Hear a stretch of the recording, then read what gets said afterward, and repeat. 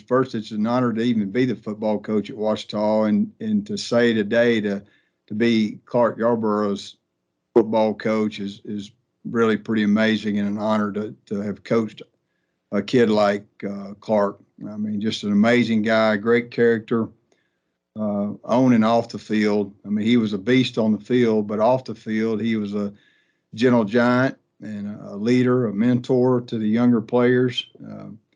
My words are really empty when I even start talking about Clark because of the kind of young man he is, and his mother and family the same way. And, if you talk about Clark's attributes on the field, there's not many guys that can squat 600 pounds, can bench press 365 pounds, power clean more than 300. I mean, he was just a really, really good player. He was an honor mention all-conference player coming off of last year and had really high expectations this year. But as much as we'll miss Clark on the field, we'll miss him even more in the dressing room, on the bus, in the dorm, in the cafeteria.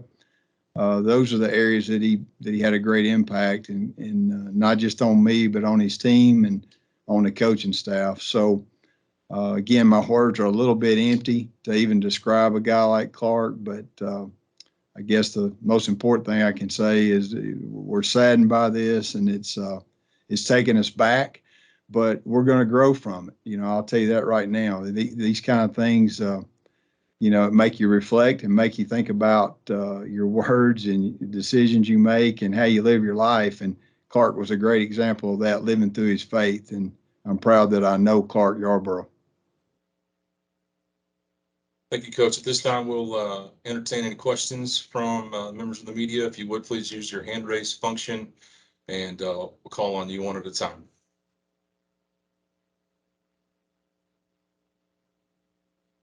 Ian Russell, hang on one second. Lost you there. Here we go. Let's go Riley Birdwell here. If you'll unmute yourself, please. Awesome. Can you guys hear me? Yes, ma'am. Hi, my name is Riley Birdwell, and I'm with KRK and Fox 16. My question to you is, what kind of impact and what type of legacy did he leave on the team? And could you go specifically on, when he came to OBU and kind of talk about his position on the field? Well, Clark's been with us for 3 years. He was a senior in the classroom, but he was really just a junior on the field because of the COVID year that we missed in 20. So this was really his junior year. And in fact, Clark and I had some discussions about 3 weeks ago. He came and met with me. We were trying to figure out what the next step is because he wants to be an athletic director. And we were trying to figure out an internship, what he could do, maybe get a master's degree, still play that 4th year. So we were going through that process even 3 weeks ago. And that's the kind of kid he is. He came in talking about, what do I need to do academically? How can I get an internship with Coach Sharp or AD? And, those are the kind of questions and things he was going through, trying to figure out what the next step was. But selfishly, I was trying to figure it out because I wanted him on the football field because he's a really good football player. And not only that, he's so good. He's such a good leader for our young guys. To have a guy like that back, that's the legacy that you want, knowing that there's a hole in that dressing room, not just as a player, but as a leader and as a mentor for the young guys. Again, my words are a little bit short to describe him, but an amazing young man, great leader. We'll go with Joel Phelps from the Arkadelphian next, if you'll unmute yourself first. Hey, so I would like for you to kind of describe the mood on campus today. Well, it probably starts with my mood. It was a little hard to get up. A little hard to get up this morning, but we sent a team text out and talked about what we need to do. And the best thing that happened to me, I'm going to talk about myself first, and I'll come back and talk about our team. I had a mother of a really good player on our team call me yesterday, and she said, "Coach, what are the boys doing today? I want you to get busy. I want the boys to get busy. I want y'all to get going." And I feel like she was a godsend. I feel like I needed to hear that from her.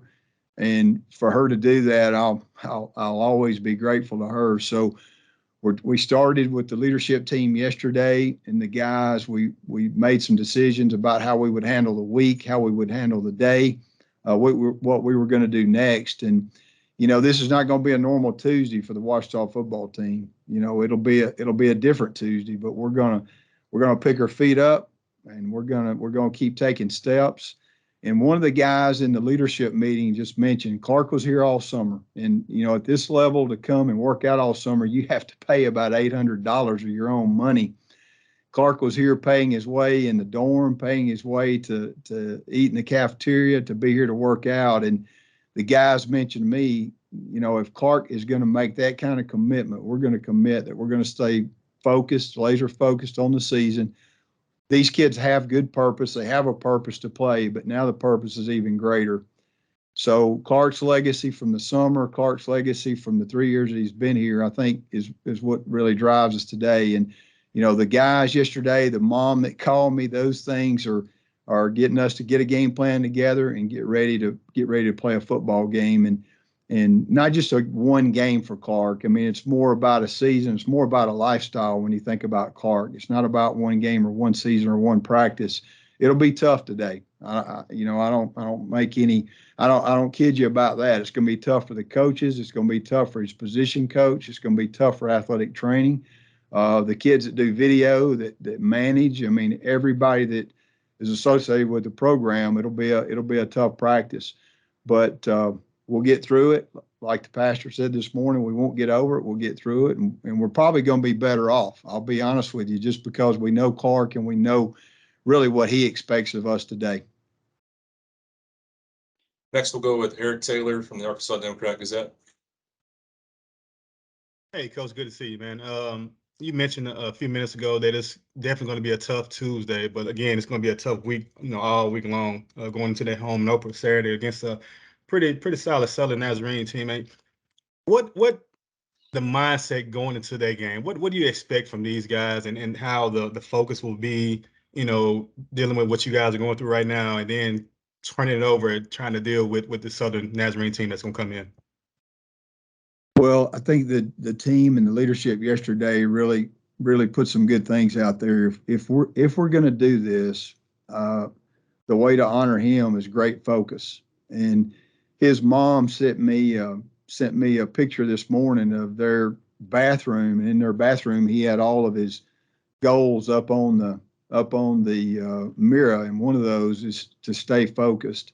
And I can't wait to share that with the team today, about being focused on what we do. There's going to be times your mind tries to wander, times that those things happen, and we have to keep that focus that Clark had, and that was one of his goals on the mirror in his home bathroom. That's what we're going to do today. And the guys talked about that yesterday. We can't go out there and zone out. We got to go out there to practice today and try to keep as normal as we can and try to honor Clark in the right way. And that, again, what he had on that mirror is what we're going to do today. It's going to be about focus.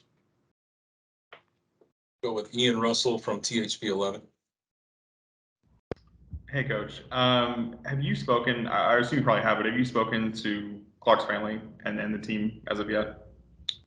You bet. We had a team meeting.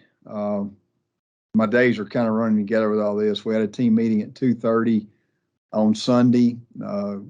Clark passed around 8:30 Sunday morning. Got our team together, and we had a few people come in. Pastor Jason Curry from Rock Creek Church in Little Rock was there. Dan Yarborough, our school counselor. We had some other people come in, and our president was there, and I had a chance to talk to the team, and some of these guys talked to the team as well. We broke up by position. Our position coaches got a chance to meet with their players and really just listen to the guys and talk to those guys. And then on Monday, we had another leadership meeting, which is about 30 of our 122 guys, and talked about what the future looks like, what we need to try to plan for the week, and where we are. And that was a really good meeting. Being together as a football team is the best thing you can do. And that meeting was good. I feel like I got a lot of direction from the players. And, I've already mentioned that mom. And, I'll mention Clark's mom too, Maddie. I've had a couple of days with Maddie. She's an incredible mother. Clark is like he is because of Maddie. He was a product of her. And there's in college, you're close to the parents, but you don't see the parents like you do in high school. And Maddie is one mother that has sent me text week in and week out, all the way from Father's Day to Merry Christmas to Coach, get your lip up. It's going to be okay. We're going to play better next week. And she was an encourager, and that's exactly what Clark was. Clark was a quiet leader. He was an encourager. He always had good energy. We talk about having good energy. That was Clark, and he gets that from Maddie. And honestly, Maddie's been good for me the last couple of days, and she's a trooper and a soldier. And I hope that you guys, as well as everybody else that sees this, will be praying for Maddie and Alan and Matt, the brothers, and the entire family. Again, if you have a question, you can use the hand raise function, and we do have one more right now. That is William Joy from WFAA. Yeah, Coach, I wanted to just, I guess, ask again about your conversations with Maddie or with Clark's family in general, just what those conversations have been like. And also just, again, to follow up on what I'm sure is everybody's top of mind right now, which is if there were any signs, obviously, coming after that game or even during the game, leading up to this, because obviously everything's a kind of a mystery right now.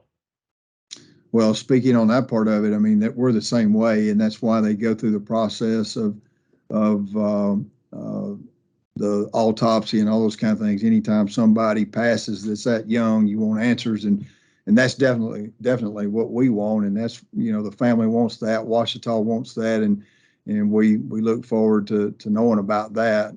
But as far as time with Maddie and things that she said, it's just been, we really just listened and cried on each other, listened to each other, and really just listened to her and try to be there for her. This was her baby boy, and that makes it even harder. And she just, it's the love of her life. And she's had a tough time with it, but I can tell you this, she's a woman of faith, and she's picking her feet up and putting them down too. And she's a great example to the team and to our campus as well about how to react. I talked to her about an hour ago, and in fact, I talked to her, I guess it was about 30 minutes ago, because as soon as I walked out of chapel, I wanted to tell her about chapel, and I'm trying to find a way to get a copy of chapel to her, because it was really an encouragement about Clark and about our own faith and what the next step is. But she's, like I said, she's an amazing lady, and she's a great example. But I know she's hurting, and she's back in Texas today, and we look forward to finding out the final arrangements and where we fit as a team and all those things over the next few days. Joel Phelps, Arkadelphian.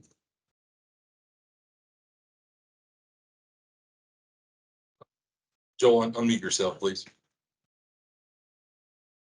Would you unmute yourself, please, Joel? All right, there we go. There you go. All right, so I was wanting to know who's leading the investigation into the cause of death. Is it a local person or Texas? And also, is there a timeline for when the results will be released? I'm going to defer that to Brooke and let Brooke answer that. Yeah, part of our protocol for any student death on campus is to ask the state police to get involved and lead that investigation. So we have requested that. I don't think we have any kind of timeline information back yet. Thank you. Are there any more questions from the group at this point? If so, Ian Russell, you are on. Thank you. Coach, you kind of mentioned that, it's difficult to move past things like this in a couple of questions ago, but I just kind of want to emphasize that. How do you, you personally and you as a team, find the strength to move past or move forward from something like this? Yeah, well, it starts with faith, and we use the word faith, and we kind of throw that around sometimes. And, what we mean by that is our relationship with Jesus Christ. And he, just like the chapel pastor said a while ago, that strength within us, as a group of believers, is what moves us forward. I don't know how you do it if you're not a believer. I really don't. And I'm thankful that I am, and I'm thankful that our campus community, and I can't say that everybody is, but I'm telling you, we're around a lot of believers, and that gives us strength and gives us encouragement and helps us make the next step. And just the brotherhood of the team and having that common bond, I think is what moves us forward. Riley Birdwell. Just a quick question for you guys. If there is any photos of the team that you guys would be willing to release to us, or any videos that you guys have of the team, of him playing on the field, or just any photos that you guys have that you would be willing to share with us to be able to supplement, just kind of the team camaraderie and things like that, we would love to have those to be able to supplement the story.